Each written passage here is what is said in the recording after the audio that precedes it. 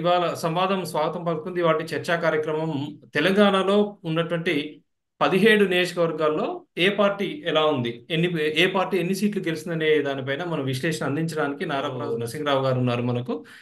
వీరు ప్రముఖ రాజకీయ విశ్లేషకులు, ప్రముఖ టీవీ ఛానల్లో కూడా చాలా వార్తలు విశ్లేషణ అందిస్తుంటారు. సార్, మీకు స్వాగతం పలుకుతున్నాను. నమస్తే. నమస్తే.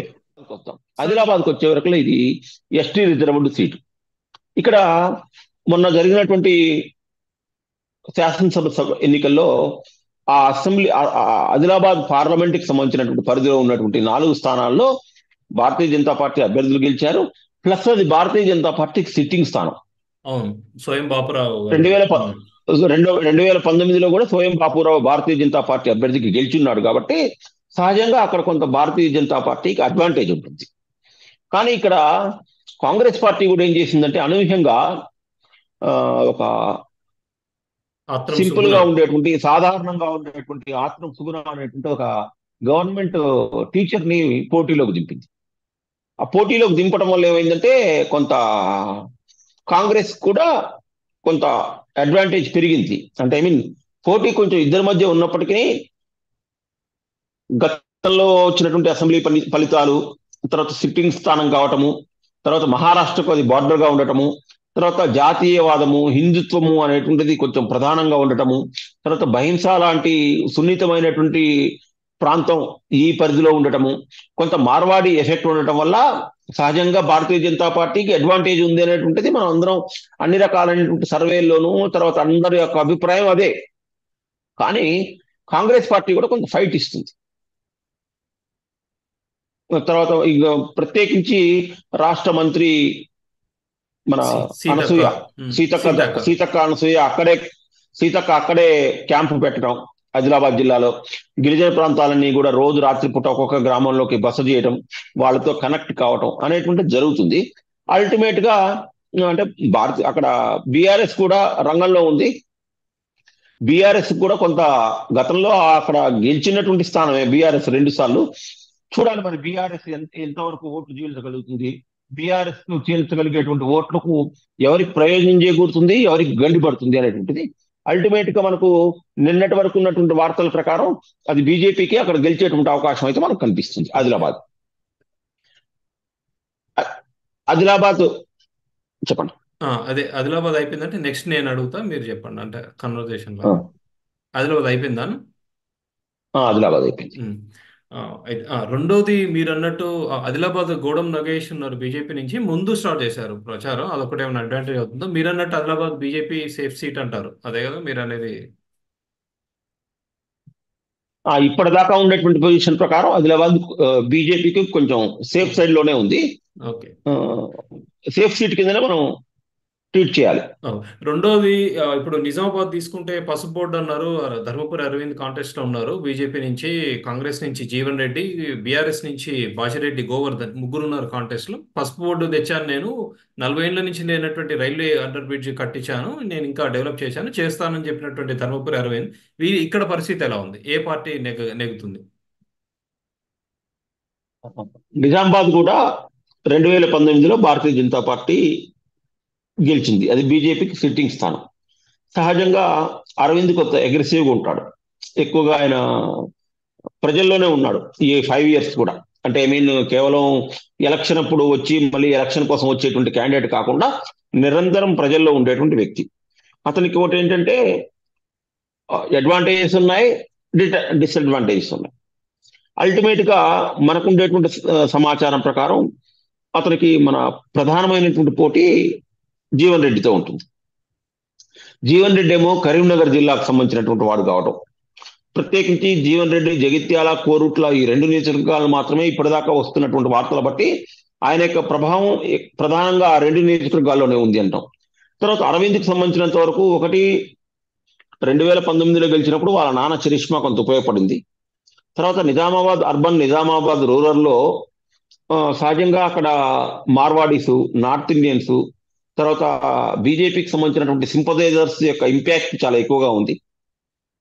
తర్వాత అట్ ద సేమ్ టైము అటువైపు బీజేపీకి వ్యతిరేకంగా ఉండేటువంటి శక్తుల్లో ఎంఐఎం కూడా గణనీయమైనటువంటి ఓట్ బ్యాంక్ కలిగి ఉన్నటువంటి నియోజకవర్గం నిజామాబాద్ అర్బన్. ఇక్కడ ఏమవుతుందంటే ఎంఐఎం కొంత ఓట్లని సాలిడ్ ఓట్ బ్యాంక్ తీసుకుంటుంది. అంటే అవి ఎవరికి పడతాయనే విషయం పక్కన పెట్టినా కూడా, లాస్ట్ టైం కవితకు వేసినా కూడా, కవిత పోటీలో ఉన్నప్పటికీ కూడా ఎంఐఎం కవితకు సపోర్ట్ చేసినా కూడా అరవింద్ గెలిచాడు. అంటే నేను ఇది ఎందుకు చెప్పానంటే, ఆ ఎంఐఎంకి ఉండేటువంటి 2 లక్షలు, 2.5 లక్షలు, 3 లక్షలు ఓట్లు సాలిడ్ గా పడుతున్నప్పుడు, ఇటువైపు ఉన్నటువంటి అపోజిట్ లో ఉండేటువంటి 7 లక్షలు, 8 లక్షల ఓట్లు కూడా పోలరైజ్ అయ్యేటువంటి అవకాశం ఉంది. ఇవాళ మారినటువంటి దేశ కాలమాన పరిస్థితుల్లో ముస్లిం ఓటు ఎంత యునైటెడ్ గా ఉంటుందో, అంతకు రెట్టింపు హిందూ ఐడియాలజీ ఉన్నటువంటి ఓటు కూడా అంతకు రెట్టింపు స్ట్రాంగ్ గా యునైటెడ్ గా ఉంటుంది. మనం అరవింద్ కలిసి వచ్చేటువంటి అంశాలు ఏంటంటే, అతను సుగంధ ద్రవ్యాల బోర్డు తీసుకురావటం, పసుపు బోర్డుని తీసుకురావటం. అతను ఏం చెప్తున్నాడు, ఇందాక మీరు చెప్పినట్టుగా మన ఫ్లైఓవర్ తర్వాత ఇవన్నీ. ఇంకో విషయం ఏంటంటే మెయిన్ పసుపు బోర్డు. అతను నేను ఎన్నికల హామీ ఇచ్చాను, దాన్ని నిలబెట్టుకున్నాను అనుకుంటాం. వీటితో పాటుగా నరేంద్ర మోడీకి కొంత చరిష్మా ఉంది దేశవ్యాప్తంగా. ఆ చరిష్మాని అక్కడ అరవింద్ ఉపయోగించుకుంటున్నాడు. అట్లాగే ఇది కాకుండా అయోధ్య రామ మందిర నిర్మాణం అనేటువంటిది మిగతా నియోజకవర్గాలతో కంపేర్ చేస్తే నిజామాబాద్ మీద దానికి ఇంపాక్ట్ ఎక్కువ కనపడుతుంది. కొంచెం మార్వాడి సెటప్, మహారాష్ట్ర సెటప్ ఇది ఎక్కువ ఉండటం, ఈ భక్తి, తర్వాత రాముడు, ఆధ్యాత్మికత ఇవి ఎక్కువ ఉండటం కనపడుతుంది. తర్వాత కొన్ని ప్రాంతాల్లో బాజిరెడ్డి గోవర్ధన్ సంబంధించినటువంటి ఇవి కూడా ఆయన కూడా కొన్ని ఓట్లను చీల్చేటువంటి అవకాశం ఉంది. తర్వాత అక్కడికి వచ్చేవరకు ఏమైందంటే, సోషల్ ఇంజనీరింగ్ ని మనం చూసుకున్నట్లయితే అక్కడ కూడా ఏ రకంగా చూసినా కూడా, అంటే అరవింద్కు కొన్ని మైనస్ పాయింట్లు కొన్ని ఉన్నాయి.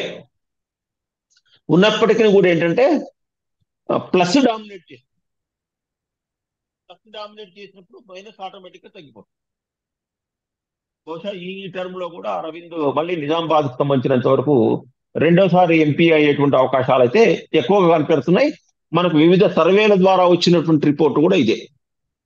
అయితే మీరన్నట్టు ఎంఐఎం కాంటెస్ట్ లో లేదనుకుంటా అక్కడ నా ఉందా అంటే, మీరు అనేది ముస్లిం ఓట్స్, మీరు అనేది అక్కడ ఉన్నటువంటి ముస్లిం ఓట్స్ కీలకమయ్యే ఛాన్స్ ఉంది. బట్ ఎనీవే అరవింద్ చాలా సేఫ్ సీట్ అని మీరు అన్నారు.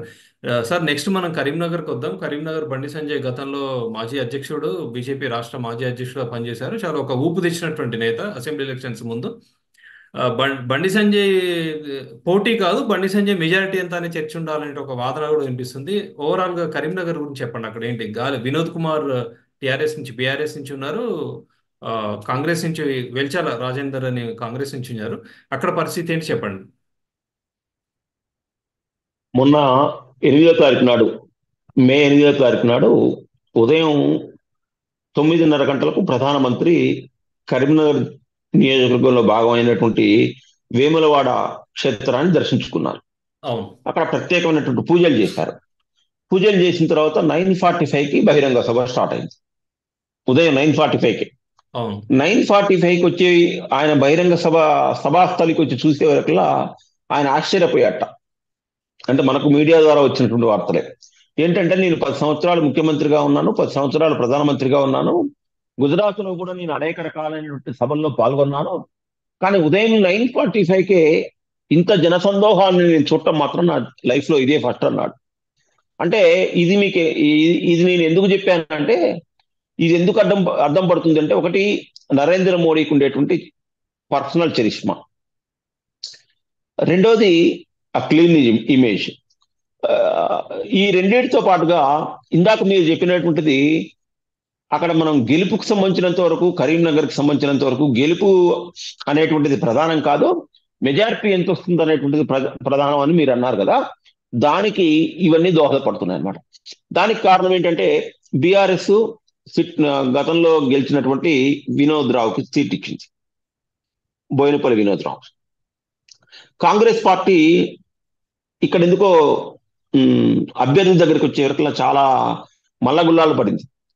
ఒక కరీంనగర్ లాంటి ఒక కీలకమైనటువంటిది బండి సంజయ్ కుమార్ పోటీ చేసేటువంటి స్థానంలో అభ్యర్థి చరిష్మా అనేటువంటిది కూడా చాలా ఎక్కువ ఇంపాక్ట్ ఉంటుంది ఎన్నికల మీద. బండి సంజయ్ కుమారు, వినోదరావు, తర్వాత వెలిచాల రాజేంద్ర వీళ్ళ ముగ్గురిని చూసినట్లయితే, ఆ రాజేందర్ వాళ్ళ నాన్నగారు ఏదో ఇంతకుముందు కాంగ్రెస్ పార్టీలో ఉన్నట్ట చాలా కాలం ఆయన క్రియాశీలంగా లేడు. బట్ ఆర్థికంగా మంచి పరిపుష్టంగా ఉండొచ్చు. కానీ ఇప్పుడు ప్రజలు ఏం కోరుకుంటున్నారంటే, అచ్చం డబ్బులుంటేనే ఓటేస్తారు అనుకుంటే, ఇక్కడ మన దేశంలో డబ్బులుండే వాళ్ళే గెలుస్తారు. కానీ చాలా చోట్ల సామాన్యులు, డబ్బులు లేని వాళ్ళు, కార్యకర్తలు, ప్రజల్లో ఉండేటువంటి వాళ్ళు, క్యాడర్ని నమ్ముకున్న వాళ్ళు కూడా చట్టసభలకు వెళ్తూ ఉన్నారు, మనం చూస్తున్నాం. ఈ చూస్తున్నటువంటి నేపథ్యంలో ఇప్పుడు మనం బండి సంజయ్ని కూడా తీసుకుందాం ఉదాహరణకి. బండి సంజయ్ కూడా గెలిచినా ఓడినా, అంటే ఎమ్మెల్యే ఎలక్షన్స్ ఓడిపోయినా కూడా ఆయన కూడా నిరంతరం ప్రజల్లో ఉంటున్నాయి. రెండో విషయం ఏంటంటే, ఆయన మీద ఇంకొక పాజిటివ్ టాక్ ఏంటంటే, ఆయన పర్సనల్ సమస్యలు చెప్పుకోవడానికి వచ్చినటువంటి వాళ్ళు, తన దగ్గరకు వచ్చినటువంటి వాళ్ళు పార్టీలకు అతీతంగా వాళ్లకు స్పందిస్తాడు అనేటువంటి టాక్ ఉంది. అది కాంగ్రెస్ వాళ్ళు కానివ్వండి, భారతీయ జనతా పార్టీ వాళ్ళు కానివ్వండి, బీఆర్ఎస్ వాళ్ళు కానివ్వండి, ఇంకోళ్ళు కానివ్వండి. అన్నా నాకు ఈ సమస్య వచ్చిందంటే ఆయన ఆ సమస్యని పరిష్కారం కోసం వాళ్ళ వైపు నిలబడతాడు, దానికోసం ఎంతవరకైనా వెళ్తాడు అనేటువంటిది ఒక టాక్ అయితే కరీంనగర్ లోక్సభ నియోజకవర్గ పరిధిలో మనకు కనపడుతుంది. మిగతా వాళ్ళిద్దరిని చూసినట్లయితే వాళ్ళు వయసులో ఈయన కంటే పెద్దవాళ్ళు, ప్లస్ వాళ్ళు ఈ రకమైనటువంటి వాతావరణానికి దూరంగా ఉంటున్నారు. మనం వినోద్ రావు కేవలం ఎన్నికలప్పుడే అంటే చుట్టపురు రీత్యా ఏదైనా ఆయన పండగలప్పుడు కరీంనగర్ రావటం వేరు, ఆయన ఎక్కువగా హైదరాబాద్ లో కూర్చోవటము, కేసీఆర్ సలహాలు ఇవ్వటము, పార్టీలో బ్యాక్ అండ్ యంత్రాంగం నిర్వహించడం, కానీ ప్రజలకు నేరుగా కనెక్టివిటీ అనేటువంటిది సంజయ్కు ఉన్నంత కనెక్టివిటీ వినోదరావుకు లేదు. ఇక రాజేంద్ర వెలిచాల ఈయనకు సంబంధించినంత వరకు ఈ పూర్తిగా మనకు అసలు అతను ఏంటో ప్రజలకు కనెక్ట్ కాలేదు ఇంకా. రెండోది ఏంటంటే, అక్కడ ఎట్లాగూ సంజయ్ గెలుస్తాడు అనేటువంటిది ఒక టాక్ పడిపోయింది, అది డే 1 నుంచి ఉంది. కాబట్టి ఇక్కడ ఏంటంటే అభ్యర్థి వ్యక్తిగత చరిష్మా, ఎదుటి పార్టీలో ఉండేటువంటి వ్యక్తుల యొక్క బలహీనతలు, నరేంద్ర మోడీ, సంజయ్ మనస్తత్వము, ఇవన్నీ చూసుకున్నట్లయితే సంజయ్ ఆల్రెడీ. ఇంకో విషయం ఏంటంటే, చాలా మంది ఆ కరీంనగర్కి సంబంధించినంత వరకు బాగా పర్యటన చేసి 3 రోజులు 4 రోజులు అన్ని నియోజకవర్గాల వాళ్ళు చెప్తున్నటువంటిది ఏంటంటే, అసలు ఈసారి రాష్ట్రంలోనే ఎక్కువ మెజారిటీ కరీంనగర్ వస్తుంది అని కూడా అంటున్నారు. అంటే మనం ఇది చూడాలి, మనకు జూన్ 4వ తారీఖు నాడు తెలుస్తుంది. ఇప్పటిదాకా అంటే మనం మాట్లాడుకున్నటువంటి 3 ఆదిలాబాదు, నిజామాబాదు, కరీంనగర్, ఈ 3 బీజేపీ సిట్టింగ్ స్థానాలే. ఈ 3 మళ్ళీ బీజేపీ గెలుస్తుంది అనేటువంటి దాంట్లో ఎటువంటి సందేహం మన వ్యూయర్స్ ఉండాల్సినటువంటి అవసరం లేదు. నెక్స్ట్ వచ్చేసి మనం జహీరాబాద్ వెళ్దామండి. జహీరాబాద్ కనుక చూసినట్టయితే బీబీ పాటిల్ బీజేపీ నుంచి ఉన్నారు, సురేష్ షెట్కర్ కాంగ్రెస్ నుంచి ఉన్నారు, వినోద్ కుమార్ సార్ బీఆర్ఎస్ నుంచి ఉన్నట్టు. బట్ కాంగ్రెస్ లో ఎక్కువ ప్రచారం కూడా లేదని విన్నా అక్కడి నుంచి. అక్కడ పరిస్థితి చెప్పండి, బీబీ పాటిల్ గెలుస్తారా ఏంటి? చాలా హోప్స్ ఉన్నట్టున్నాయి బీజేపీ కూడా. జహీరాబాద్కు వచ్చే వరకల్లా ఈ నియోజకవర్గం 2 రాష్ట్రాలకు సరిహద్దుగా ఉంటుంది. ఒకటి కొంత మహారాష్ట్ర కల్చర్ ఉంటుంది, ఒకటి కర్ణాటక కల్చర్ ఉంటుంది, మూడోది తెలంగాణలో పార్ట్. ఇక్కడ కూడా బీబీ పాటిల్కి ఏమో ఎలక్షన్ ఇంజనీరింగ్ లో, ఇందాక మనం చెప్పుకున్నటువంటి పోల్ మేనేజ్మెంట్, బూత్ మేనేజ్మెంట్ లో ఆయన మంచి అనుభవం ఉన్నటువంటి వ్యక్తి. కారణం ఏంటంటే, అతను 2 టర్మ్స్ గెలిచినట్లు ఉంది. 2014, 2019 కూడా గెలిచాడు బీబీ పాటిల్. అంతకుముందు సురేష్ షెట్కర్ గెలిచాడు. కానీ అయితే అతను కారణం ఏంటో తెలీదు, దేశంలో ఉండేటువంటి మోడీ వేవ్, ప్లస్ అక్కడ కన్నడియన్స్ లో కొంత ఈయనకు పట్టుంది. అక్కడ ఉండేటువంటి ఇది మామూలుగా మనం ఈ మన సౌత్ తెలంగాణ చూసుకున్నట్లయితే ఖమ్మం కానివ్వండి, వరంగల్ కానివ్వండి, నల్గొండ కానివ్వండి, లేదా మహబూబ్ నగర్, భువనగిరి ఏరియాలో చూసినట్లయితే ఇక్కడ ఉండేటువంటి రాజకీయ వాతావరణానికి, జహీరాబాద్ లాంటి చోట ఉండేటువంటి రాజకీయ వాతావరణానికి ఒక రాష్ట్రం అయినప్పటికీ కూడా కంప్లీట్ గా తేడా ఉంటుంది. ఇక్కడ వాళ్ళ యొక్క ప్రజల జీవన విధానంలో భక్తి అనేటువంటిది ఒక పార్ట్ అయి ఉంటుంది. లింగాయత్ కల్చర్ కానివ్వండి, లేకపోతే అక్కడ ఉండేటువంటి స్వామీజీలకు సంబంధించినటువంటి యొక్క ప్రభావం కానివ్వండి, ఆ రాజకీయాల మీద ఆధారపడి ఉంటుంది. 2-3 మఠాలు ఉన్నాయి ఆ కర్ణాటక బార్డర్ లో. ఆ మఠానికి సంబంధించినటువంటి స్వామీజీల యొక్క ప్రభావం కూడా వాళ్ళ ఆ యొక్క ఉండేటువంటి ప్రజల యొక్క దైనందిన జీవితంలో ఇంపాక్ట్ ఉంటుందన్నమాట. ఇవన్నీ వేరు చేసుకుని చూసినట్లయితే బీబీ పాటిల్ చాలా ముందస్తుగా అతను ఏం చేశాడంటే, ఇప్పుడు ఇక మనం భారత రాష్ట్రపతికి, భారత రాష్ట్ర సమితికి ఎన్నికల్లో గెలిచే అవకాశం లేదు కాబట్టి అతను mood of the people identify చేసి వెంటనే ఇమీడియట్లీగా బీజేపీలోకి తిరిగాడు. బీజేపీలో కూడా మొదట ఆయన రాకని కొంత వ్యతిరేకించినా కూడా గోవాన్ అతను ప్రచారంలో మంచి పొజిషన్ లో దూసుకొని పోతున్నాడు. ఇప్పుడు కూడా అక్కడ చాలా టైట్ కంటెస్ట్ ఉన్నప్పటికీ కూడా మామూలుగా మనకు వచ్చేటువంటి న్యూస్ ప్రకారం ఏంటంటే బీబీ పాటిలే ఆ రేసులో అయితే ఇవాళ వరకు ఫస్ట్ లో ఉన్నాడు, కాంగ్రెస్ సెకండ్ లో ఉంది, థర్డ్ టిఆర్ఎస్ ఉంది. ఈ 1-2 కంటే దూరంగా ఉంది టిఆర్ఎస్ అనేటువంటిది అంటున్నారు. ఇక్కడ కూడా మళ్ళీ నరేంద్ర మోడీ గారు, కర్ణాటక ఇంపాక్ట్, ఇటు మహారాష్ట్ర ఇంపాక్ట్, తర్వాత ఈ వీటి యొక్క ప్రభావం అక్కడ ఉంటుంది. ఆల్మోస్ట్ ఏ విధమైనటువంటి అద్భుతాలు జరగకపోతే సాదాసీదాగా ఈ రోజు ఉన్నటువంటి వాతావరణం రేపు ఎల్లుండి ఉన్నట్లయితే జహీరాబాద్ కూడా బీజేపీకే గెలిచేటువంటి అవకాశాలే ఒక మనకు కనిపిస్తున్నాయి ఎక్కువగా. సార్ నెక్స్ట్ వచ్చేసి అంటే ఇప్పుడు మనం మాట్లాడుకున్నటువంటి 4 స్థానాలు 4 చాలా పాజిటివ్ గా ఉంది. మధ్యలో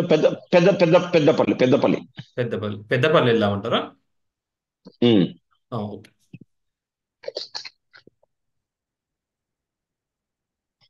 పెద్దపల్లి మీకు తెలుసు, పెద్దపల్లి వివేక్ కొడుకు, గడ్డం వివేక్ కొడుకు వంశీకృష్ణ ఉన్నాడు, కాంగ్రెస్ నుంచి కాంటెస్ట్ చేస్తున్నారు. బీజేపీ మళ్ళీ బీఆర్ఎస్ నుంచి వచ్చినటువంటి ఒక గోమాస శ్రీనివాస్కి ఇచ్చింది. మళ్ళీ ఇతను చేసి ఎవరు సార్, మన బీఆర్ఎస్ నుంచి కూడా ఎవరు సార్, ఆయన చాలా సీనియర్ లీడర్ కదా బీఆర్ఎస్ కూడా, బీఆర్ఎస్ లీడర్ కూడా ఇచ్చింది. సో ఇక్కడ ఎలా ఉందంటారు పరిస్థితి? అంటే బీజేపీకి ఏమన్నా ఛాన్స్ ఉందంటారా, లేకపోతే కాంగ్రెస్ ఖచ్చితంగా గెలిచే సీట్ అంటారా? మనం ఇందాకనే చెప్పుకున్నాం, నవంబరు 30న వచ్చినటువంటి ఫలితాల తర్వాత మనం ఒక్కసారిగా బీఆర్ఎస్ చాలా డౌన్ ఫాల్కి వెళ్ళిపోయింది. వెంటనే ఎన్నికల ఫలితాలు రాగానే కేసీఆర్ దురదృష్టవశాత్తు బాత్రూమ్ లో కాలు జారి పడిపోవటం, అతను దాదాపు ఒక 3 నెలల పాటు బెడ్ రెస్ట్ తీసుకోవటం. ఇదే సమయంలో రేవంత్ రెడ్డి ఉత్సాహంగా ఇటు మన కాళేశ్వరం ప్రాజెక్టు గురించి కానివ్వండి, లేకపోతే విద్యుత్కి సంబంధించినటువంటి పంపిణీల మీద కానివ్వండి, లేకపోతే పిల్లర్లు కుంగటం కానివ్వండి, లేకపోతే టెలిఫోన్ ట్యాపింగ్ మీద కానివ్వండి, ఇట్లా కొన్ని అంశాల్లో అగ్రెసివ్గా వెళ్ళాడు. ఇదే సమయంలో మన ప్రధానమైనటువంటి విషయం, వీటన్నిటికంటే ముఖ్యమైన విషయం ఏంటంటే కవితని ఈడీ అరెస్ట్ చేయటం, బెయిల్ దొరకకపోవటం. ఇవన్నీ కూడా ఏమైందంటే బీఆర్ఎస్ శ్రేణులు వాళ్ళ యొక్క మానసిక స్థైర్యాన్ని తగ్గించాయి.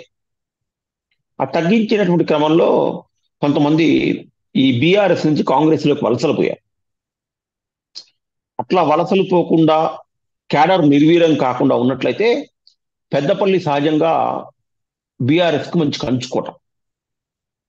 అక్కడ ఇప్పుడు పోటీలో ఉన్నటువంటి కొప్పుల ఈశ్వర్ కూడా 2001 నుంచి కూడా అతను కేసీఆర్ పక్కనే ఉన్నటువంటి ఉద్యమ నాయకుడు. అతను అక్కడ అటు మన మందమర్రి సింగరేణి కాలేజ్ లో పనిచేసినటువంటి అనుభవం, అక్కడ కార్మిక సంఘాలు, ఇవన్నీ కూడా కేసీఆర్ కి గత 20 సంవత్సరాలుగా కేసీఆర్ వెనక, కేసీఆర్ పక్కన, కేసీఆర్ తో కలిసి నడుస్తున్నటువంటివి ఇవన్నీ. ఆ సింగరేణి కార్మిక సంఘం, సికాస అనుబంధ సంఘాలు కానివ్వండి, లేకపోతే అక్కడ వ్యక్తులు కానివ్వండి, చిన్న చిన్న సంఘాలు కానివ్వండి, ప్రజలు కానివ్వండి, ఎవరైనా తెలంగాణ ఉద్యమంలో బాగా మమేకమైపోయినటువంటి ఇది పెద్దపల్లి. అందుకని మీరు చూడండి, పెద్దపల్లిలో మన 2014లో విద్యార్థి ఉద్యమ నాయకుడు యూనివర్సిటీ బాల్క నుంచి సుమన్. గెలిచినటువంటి వ్యక్తి బాల్క సుమన్ ఎంపీకి గెలిచాడు. అవును. అతనికి రాజకీయ నేపథ్యం లేదు, కేవలం టిఆర్ఎస్ కేసీఆర్ చరిష్మా వల్ల గెలిచాడు. అలాంటి వాతావరణం ఉన్నటువంటి పెద్దపల్లిలో కాంగ్రెస్ పార్టీ ఏమో మనం అనుకున్నట్టుగానే గడ్డం వంశీ. వంశీకి టికెట్ ఇచ్చింది. మిగతా అభ్యర్థులతో చూసినట్లయితే వంశీ చాలా బలమైన వాడు. అంటే చాలా బలమైన వాడు అంటే ఎట్లా అంటే, కుటుంబ నేపథ్యం, రాష్ట్రంలో కాంగ్రెస్ పార్టీ ఉండటం, ప్లస్ ఆ నియోజకవర్గంలో ఎమ్మెల్యేలు ఎక్కువ మంది మొన్న జరిగినటువంటి దాంట్లో కాంగ్రెస్ పార్టీకి సంబంధించినటువంటి 4 5 గెలిచారు అవును. పెద్దపల్లిలో. ఇంకో విషయం ఏంటంటే, వాళ్ళ నాన్న వాళ్ళ బాబాయ్ అక్కడి నుంచే ఎమ్మెల్యేలు గెలిచారు. సారీ, వాళ్ళ పెదనాన్న నాన్న వినోద్. ఇద్దరు, వినోద్. వినోద్ వివేక్, వినోద్ వివేక్. వీళ్ళిద్దరు అక్కడి నుంచే గెలిచారు. ఉమ్. ఇది ఒకవైపు నేపథ్యం. రెండో విషయం ఏంటంటే, ఇక్కడ ఈ పెద్దపల్లి వరకు వచ్చేవరకులా కేసీఆర్ కూడా కొంత అప్పటికి అతను బయటికి రాకపోయినా, గాయం నుంచి కోలుకొని బయట తిరగకపోయినా కూడా అతను కూడా కొంత చాకచక్యంగా వ్యవహరించినట్టు కనపడుతుంది. అవును. కారణం ఏంటంటే, కొప్పుల ఈశ్వరు, అంటే నేను చెప్పేది మార్చి 15 మార్చి 20 మధ్యలో, ఉమ్. కొప్పుల ఈశ్వరు సరే నేను ఇంతకాలం మంచో చెడో టిఆర్ఎస్ లో కంటిన్యూ అయ్యా, టిఆర్ఎస్ కూడా నాకు విప్ ఇచ్చింది, 3 సార్లు ఎమ్మెల్యే గెలిచాను, 4 5 సార్లుగా నాకు అవకాశాలు ఇచ్చింది, సరే బానే ఉంది. కానీ ఇప్పుడున్న పరిస్థితుల్లో టిఆర్ఎస్ లో మనుగడ సాధించడం కష్టం కాబట్టి అతను కూడా పార్టీ మారాలి అని ఒక ఆలోచన చేశాడు అనేటువంటి విషయాలు మనకు వార్తలు వచ్చాయి. అతను కొప్పుల ఈశ్వరు పార్టీ మారాలి అంటే ఆల్టర్నేటివ్ ఏముంది అని చూస్తాడు. ఆల్టర్నేట్ లో ఆల్రెడీ కాంగ్రెస్ లోకి వెళ్తే సీట్ రాదు, already reserve for Vivek family, ఇంకా దాంట్లో ఎటువంటి ఇదే లేదు. కాబట్టి అతను దేశంలో ఉన్నటువంటి మోడీ చరిష్మా, బీజేపీకి పెరుగుతున్నటువంటి జనాదరణ, వీటిని చూసి ఆయన బీజేపీకి వెళ్ళేటువంటి రకంగా పావులు కదపాలనుకుని ఆలోచిస్తున్నట్టుగా వార్తలు వచ్చాయి. ఈ వార్తలు గ్రహించినటువంటి చంద్రశేఖరరావు మన రాష్ట్రంలో మొట్టమొదట ప్రకటించినటువంటి మొదటి 2 3 స్థానాల్లో పెద్దపల్లి ఉంది. అదే తెలివిగా. పెద్దపల్లి, ఖమ్మం అనుకుంటున్నా. అదే ఖమ్మం అంటే చాలా నామనాగేశ్వరరావును కొప్పుల ఈశ్వరే ఫస్ట్ ప్రకటించాడు. ఓకే. బీఆర్ఎస్ దేనికంటే వాళ్ళిద్దరే ఫస్ట్ బీజేపీలోకి వెళ్తారు అనేటువంటి టాక్ వచ్చింది. వాస్తవం. ఇక్కడ ఏమైందంటే ముందరి కాళ్ళకు బంధం వేస్తాడు. ఇంకొక పార్టీ టికెట్ ఇచ్చిన తర్వాత ఇంకా ఇప్పుడు అతను ఆ టికెట్ కాదనుకొని ఇంకో పార్టీలోకి వెళ్ళడం అనేటువంటిది అయితే కొంచెం నైతికంగా మనిషి పతనం అవుతున్నట్టు. మనం ఈశ్వర్ యొక్క కుప్పల ఈశ్వర్ వ్యక్తిత్వాన్ని చూసినట్లయితే అతని ఐడియాలజీ ఏదైనా కానివ్వండి, కానీ పాపం ఒక 20 సంవత్సరాల నుంచి 23 సంవత్సరాల నుంచి ఒకే రకమైనటువంటి ఐడియాలజీకి కట్టుబడి ఉన్నాడు. రాజశేఖర రెడ్డి టైంలో కూడా అతని మీద ఎంత ప్రభావితం చేసినా, డబ్బు ఇవ్వాలనుకున్నా కూడా, అతన్ని తన వైపు లాక్కొని పోవాలనుకున్నా కూడా అతను అటువైపు చూడకుండా మంచో చెడో కేసీఆర్తో నిలిచినటువంటి వ్యక్తికి మనం కొప్పుల ఈశ్వర్ అని చెప్పుకోవాల్సిన అవసరం ఉంది. అలాంటి స్థితిలో కొప్పుల ఈశ్వరు పోటీలో నిలబడ్డాడు. ఇక బీజేపీకి సంబంధించినంత వరకు గోమాస శ్రీనివాస్ అనేటువంటి క్యాండిడేట్ ఉన్నాడు. ఇక్కడి వరకు మాత్రం ప్రధానంగా అందరూ అనుకునేటువంటిది ఏంటంటే, ప్రధాన పోటీ కాంగ్రెస్ బీఆర్ఎస్ మధ్యనే ఉంటుంది, బీజేపీ నామమాత్ర పోటీ అనుకున్నారు. కానీ రాను అంటే ప్రచారం జరుగుతున్న కొద్దీ నాకైతే ఇక్కడ బీఆర్ఎస్ ఏమైనా అప్పర్ హ్యాండ్కి వెళ్తుందా అనిపిస్తుంది. కారణం ఏంటంటే, మన రాష్ట్రంలో 3 ఎస్సీ రిజర్వ్ నియోజకవర్గాలు ఉన్నాయి, నాగర్ కర్నూలు, వరంగల్, పెద్దపల్లి. మన రాష్ట్రంలో ఎస్సీ జనాభాలో చూసినట్లయితే మాలల కంటే మాదిగల శాతం ఎక్కువ. కానీ కాంగ్రెస్ పార్టీ 3 చోట్ల కూడా మాదిగలకి ఇవ్వలేదు. మనకు మాదిగలు అనగానే మనకు గుర్తొచ్చేటువంటి పేరు మందకృష్ణ మాదిగ. గత 30-35 సంవత్సరాలుగా మాదిగలకు ప్రత్యేకమైనటువంటి ఎస్సీ వర్గీకరణ చేయాలని ఆయన ఒక పెద్ద ఉద్యమాన్ని చేస్తున్నాడు. ఆ ఉద్యమాన్ని చేస్తున్నటువంటి వ్యక్తి ఈ అభ్యర్థుల ప్రకటన చూసి వెంటనే నిరుత్సాహపడి ఎక్కడైతే మాదిగలు ఉంటారో మాదిగలు బలంగా గెలవగలిగినటువంటి వాళ్ళకు ఓటేయండి అని ఒక పిలుపునిచ్చాడు. ఆయన పిలుపు ఇవ్వగానే మొత్తం మాదిగలందరూ కూడా ఆయన పిలుపు లోబడి ఓట్లేస్తారా అంటే ఏమో, అంత అంత అందరూ ఇది లేదు, కానీ కొంత మేర ఆయన ప్రభావం ఉంటుంది అనేటువంటిది మాత్రం మనం అంగీకరించాల్సిన విషయం. పెద్దపల్లి దగ్గరికి వచ్చే వరకు ఏంటంటే ఈ వివేక్ వెంకట స్వామికి సంబంధించినటువంటి వాళ్ళ కుటుంబం పట్ల, వాళ్ళు ఒకే పార్టీలో ఉన్నారు, వాళ్ళంతా చాలా కాలం. కాకా వెంకట స్వామి కాంగ్రెస్ లో ఉన్నాడు, అతను 2-3 సార్లు పెద్దపల్లి ఎంపీకి గెలిచాడు, కేంద్ర మంత్రిగా చేశాడు, ఎమ్మెల్యేగా చేశాడు, రాష్ట్ర మంత్రిగా చేశాడు, వాళ్ళ కొడుకులు మంత్రులు అయ్యారు, 2 ఎంపీలు అయ్యారు. బట్ గోవాను కుటుంబం మీద కొంత వ్యతిరేకత ఉంది. అన్ని పదవులు వీళ్ళకేనా, ఇంకొకళ్ళని ఎదగనివ్వరా అనేటువంటిది ఒకటి. రెండోది ఏంటంటే వాళ్ళు మాదిగ సామాజిక వర్గం కాకపోవటం, ఆ వర్గం కాకపోవటం ఒకటి. ఇక్కడ కొంత డబ్బులు ఎన్ని పెట్టినా డబ్బుల మీదనే, ఇందాకనే మనం అనుకున్నాం డబ్బులు పెడితే అందరూ కోటీశ్వర్లే ఎంపీలు చట్టసభలోకి వెళ్తారని, కానీ ఇక్కడ కూడా కొంచెం ఏదో సైలెంట్ ఓటింగ్ పనిచేస్తుందేమోనని నా యొక్క పర్సనల్ ఒపీనియన్ అనుకుంటున్నా. ఒకవేళ మన రాష్ట్రంలో బీఆర్ఎస్ బోనీ కొట్టగలిగేటువంటి స్థానం ఏదైనా ఉంది అనుకుంటే నా వరకు నేనైతే అది పెద్దపల్లి అనుకుంటా. అంటే అందరూ ఇచ్చేటువంటి సర్వేల ప్రకారం బీఆర్ఎస్ కి కాంగ్రెస్ కి ప్రధానమైనటువంటి పోటీ ఉందంటున్నారు. కాంగ్రెస్ కొంత ఎడ్జి ఉంది అంటున్నారులే, కానీ ఈ ఎడ్జి ఎంతవరకు ఉపయోగపడుతుంది అనేటువంటిది మనం తెలుసుకోవాలంటే ఇంకొక 20 days ఆగాల్సినటువంటి పరిస్థితి కనపడుతుంది. జూన్ 4వ తారీఖు నాటికి ఎవరి అంచనాలు నిజమయ్యాయి, ఎవరి అంచనాలు వాస్తవానికి దగ్గరగా ఉన్నాయి అనేటువంటిది తెలుస్తుంది.